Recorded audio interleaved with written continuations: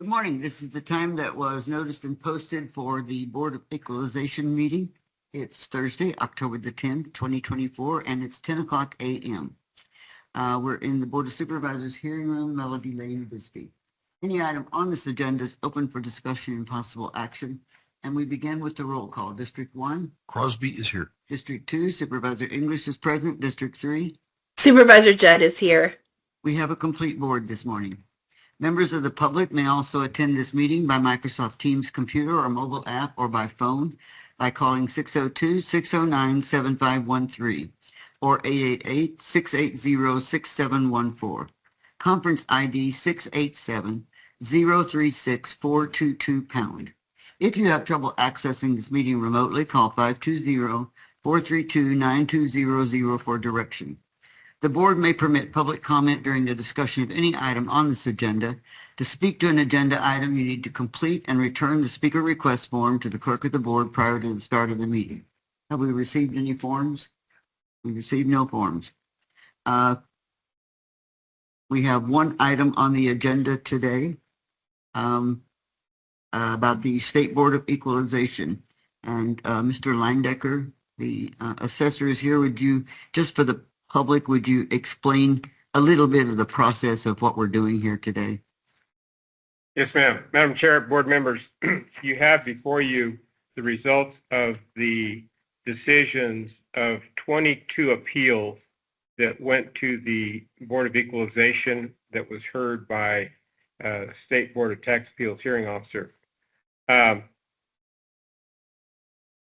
were a total of 99 appeals at the assessor level. Only 22 of those then went to the BOE. Of those 22 appeals, hearings were conducted, and the results, there were 4 of the 22 parcels that received adjustments downward in their valuation, which resulted in a reduction of $214,568 in assessed value. Very minimal amount of appeal activity. The hearings were conducted very satisfactorily with the state board hearing officer. I can only say that you know, the number of appeals are surprisingly low, but the results were such that I think that the property owners felt like they had a fair representation of a hearing process, and that was the results of the hearing process. Well, I wanted the public to hear, if you had those numbers, and you did, of the number of appeals that come in and that are handled in your office and don't have to go to the next level, or the people choose not to go to the next level because they're satisfied with the appeal process. That's correct. And actually, the 99 appeals, that's out of approximately 129,000 accounts. Right. So the number of appeals were extremely low, and that's always good for my office and my staff, because the more appeals we have, the more time that takes of man hours that takes away from the normal work process. Okay, do I have a motion on item number 1? Madam Chair, I move we ratify the State Board of Equalization SBOE hearing officer's decision for notice of value appeals hearings held on September 19th, 2024 and September 20th, 2024, as noted in the attached exhibit.